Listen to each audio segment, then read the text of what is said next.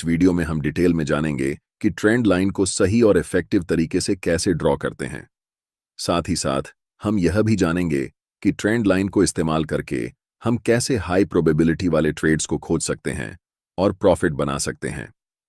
Simple भाषा में समझाऊंगा, इसलिए वीडियो को पूरा देखिए और कोई भी चीज मिस मत करिए।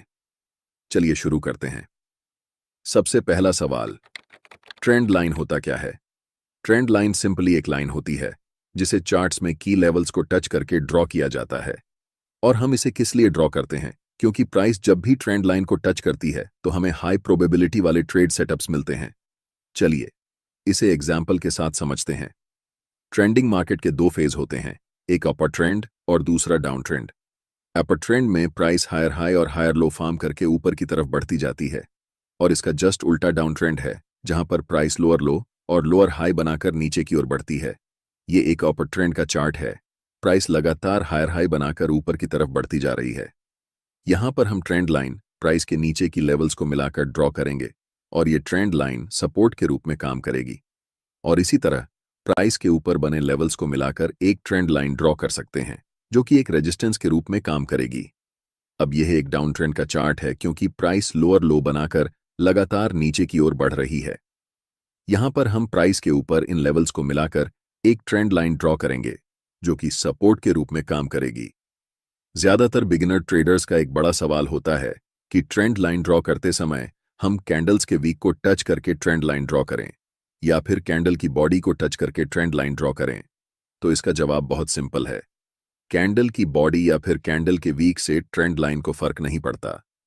सबसे ज्यादा इंपॉर्टेंट बात यह है कि ट्रेंड लाइन ड्रॉ करते समय जितने ज्यादा टच पॉइंट्स होंगे उतनी ही ज्यादा वैलिड और स्ट्रॉन्ग ट्रेंड लाइन कहलाएगी। ऐसे में कहीं वीक टच हो सकता है तो कहीं बॉडी टच हो सकती है या कहीं पर थोड़ा सा डिस्टेंस भी बच सकता है। ऐसा इसीलिए क्योंकि ट्रेंड लाइन सिर्फ एक लाइन नहीं है। ट्रेंड लाइन एक जोन या फिर एरिया की तरह काम करती है। कोई भी ट्रेंड लाइन ड्रॉ करते समय आपको यह ध्यान रखना होगा कि ट्रेंड लाइन कम से कम 3 की पॉइंट्स को परफेक्टली टच करती हो। उम्मीद है कि आप समझ गए होंगे कि ट्रेंड लाइन को ड्रॉ करने का सही और इफेक्टिव तरीका क्या है। अब हम आते हैं दूसरे मोस्ट इंपॉर्टेंट सवाल पर कि ट्रेंड लाइन को इस्तेमाल करके कैसे हम हाई प्रोबेबिलिटी वाले ट्रेड सेटअप्स को खोज सकते हैं और प्रॉफिट बना सकते हैं। चलिए समझते हैं। ट्रेंड लाइन के साथ ट्रेड करने के दो मोस्ट इफेक्टिव तरीके होते हैं। पहला, कंटिन्यूअस पैटर्न के साथ ट्रेड करना।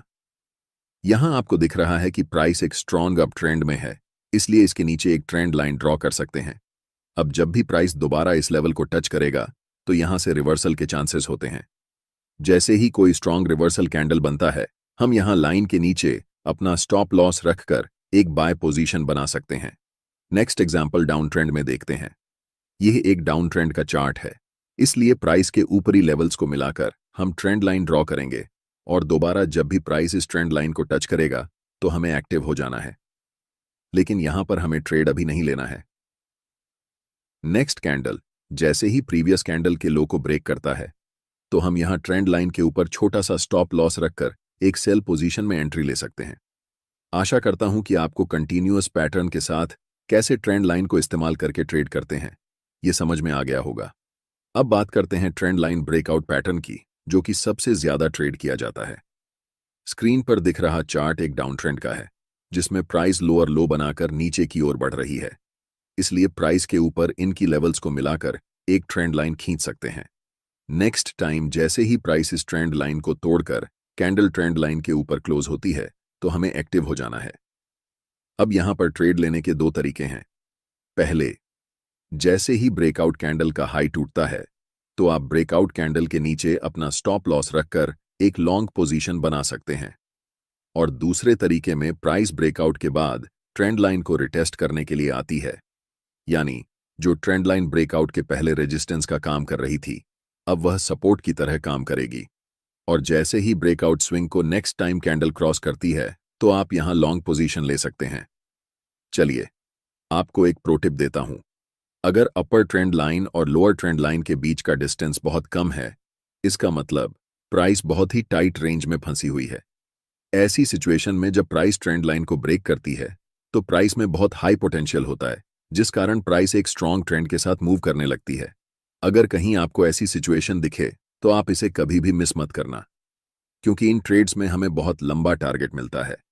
और अब जो हम आपको बताने वाले हैं वह सबसे ज्यादा इंपॉर्टेंट चीज होने वाली है, क्योंकि इसका इस्तेमाल सिर्फ बड़े ट्रेडर्स और इंस्टीट्यूशंस ही करते हैं। और अगर आप इसे सीख गए तो आपके लॉस होने के चांसेस कहते हैं बराबर। Multi time frame analysis. अब घबराइए मत, चलिए आसान भाषा में समझते हैं। मल्टी टाइम फ्रेम एनालिसिस का मतलब होता है अलग अलग टाइम फ्रेम में चार्ट्स को एनालाइज करना। एग्जाम्पल के साथ समझते हैं। ये निफ्टी 50 का 1 डे टाइम फ्रेम का चार्ट है। प्राइस हायर हाई बनाकर ऊपर की ओर बढ़ती जा रही है, जिसका मतलब है कि यहां प्राइस अपर ट्रेंड में है, इसलिए ट्रेंड लाइन प्राइस के नीचे ड्रॉ करेंगे। जब प्राइस ऊपर वाली ट्रेंड लाइन से टकराती है तो प्राइस रिवर्स हो जाती है और नीचे की ओर बढ़ती जाती है। और जब इसी चार्ट को हम छोटे टाइम फ्रेम पर देखेंगे तो ये डीप डाउन ट्रेंड जैसा नजर आता है। इस डाउन ट्रेंड के ऊपर एक ट्रेंड लाइन ड्रॉ करके हम वेट करेंगे कि कब इस ट्रेंड लाइन का ब्रेकआउट होगा। जैसे ही प्राइस हायर टाइम फ्रेम में अपने नीचे वाली ट्रेंड लाइन को टच करेगी तो वहां से प्राइस रिवर्स हो जाएगी। अब इसे ट्रेड करने के लिए हमारे पास दो कंफर्मेशन है। पहला कि बड़े टाइम फ्रेम में ट्रेंड लाइन का सपोर्ट मिल गया, और दूसरा छोटे टाइम फ्रेम में हमें ट्रेंड लाइन का ब्रेकआउट मिल गया। इनकी एक्यूरेसी बहुत ज्यादा होती है। यहां ब्रेकआउट कैंडल के नीचे अपना स्टॉप लॉस लगाकर बड़े टाइम फ्रेम में जो अपर ट्रेंड लाइन है वहां तक टारगेट रख सकते हैं। चलिए इसे एक और उदाहरण के साथ देखते हैं। यह चार्ट अभी हायर टाइम फ्रेम में है। प्राइस लोअर लो और लोअर हाई बनाकर नीचे की ओर बढ़ रही है, इसलिए हम प्राइस के ऊपर और प्राइस के नीचे दोनों जगह ट्रेंड लाइन ड्रॉ करेंगे। जैसे ही प्राइस लोअर ट्रेंड लाइन को हिट करता है तो यह ऊपर की ओर बढ़ने लगती है। और जब इसी चार्ट को हम छोटे टाइम फ्रेम में देखते हैं तो यह चार्ट हमें अपर ट्रेंड में दिखाई देता है, इसलिए हम प्राइस के नीचे ट्रेंड लाइन ड्रॉ करेंगे और ब्रेकडाउन का इंतजार करेंगे। जैसे ही प्राइस ट्रेंड लाइन को ब्रेक करती है और नेक्स्ट कैंडल प्रीवियस कैंडल के लो को तोड़ देती है, तब हम बड़े टाइम फ्रेम में ट्रेंड लाइन के ऊपर अपना छोटा सा स्टॉप लॉस रखकर सेल ट्रेड में एंट्री ले सकते हैं, जिसमें हमारा टारगेट बड़े टाइम फ्रेम की लोअर ट्रेंड लाइन होगी। हमें उम्मीद है कि आपको ट्रेंड लाइन को इस्तेमाल करना आ गया होगा और साथ ही साथ हाई प्रोबेबिलिटी ट्रेड सेटअप्स को ट्रेड करना भी सीख चुके हैं।